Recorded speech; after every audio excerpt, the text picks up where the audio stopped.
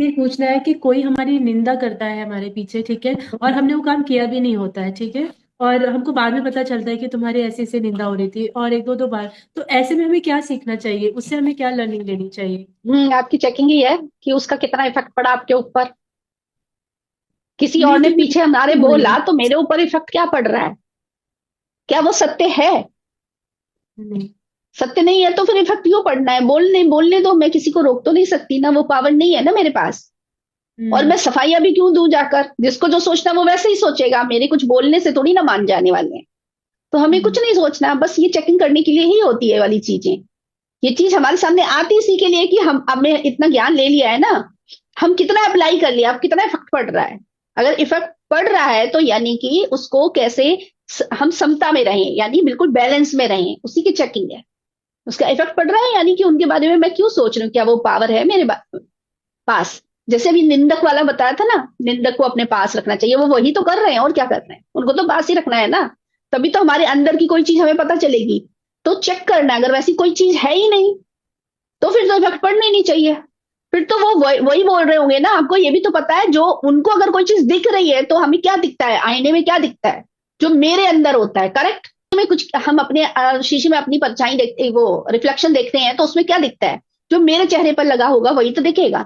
तो उनके नजरिए से अगर उन्होंने कुछ बोला है तो वो अपनी चश्मे से देख रहे हैं, अपने आप को ही देख रहे हैं, पहली बात। पर मेरे सीखने के लिए, क्योंकि मेरा नाम आ रहा है ना उसमें, तो मेरे को एक तो मैंने चेकिंग कर ली, मेरे ऊपर इफेक्ट पड़ा। तो क्या वैसी क्या मेरे अंदर कोई चीज है? नहीं है तो मैं क्यों सोच रही? बस वो तो उनके सीखने के लिए है ना।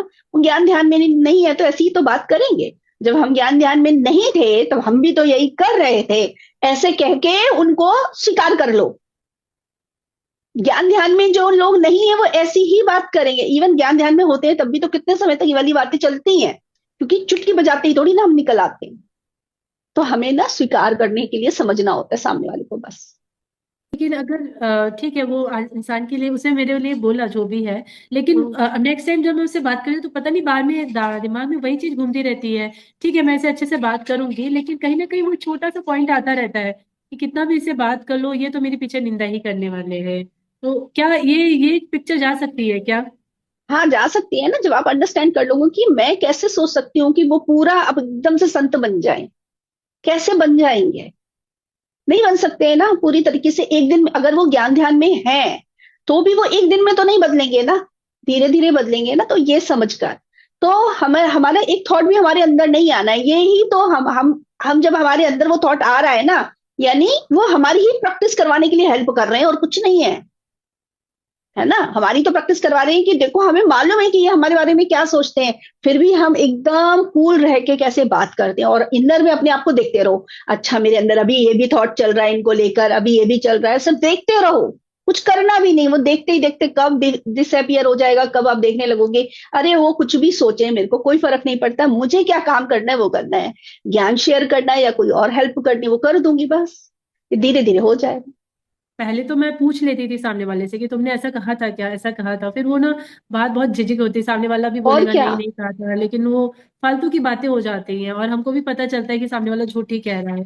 तो उससे अच्छा अभी ध्यान एक्सपीरियंस है, ध्यान में इतना तो है। वो वाले का एक्सपीरियंस कर लिया, हम सब ने किया है वो, कि बोलकर अपनी बात को क्लियर करने वाला, जहां तक ही सही कर लेते हैं, सही नहीं होता है और बात बढ़ जाती है, तो वो एक्सपीरियंस कर चुके।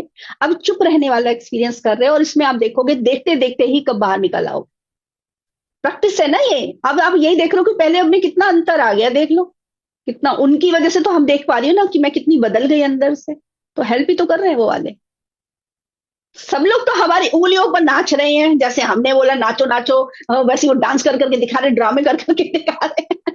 खुश होने वाली बात है, जो हमने कहा वही कर रहे हैं वो। ठीक है। मिल गया आंसर? ठीक है, थैंक यू बादल जी।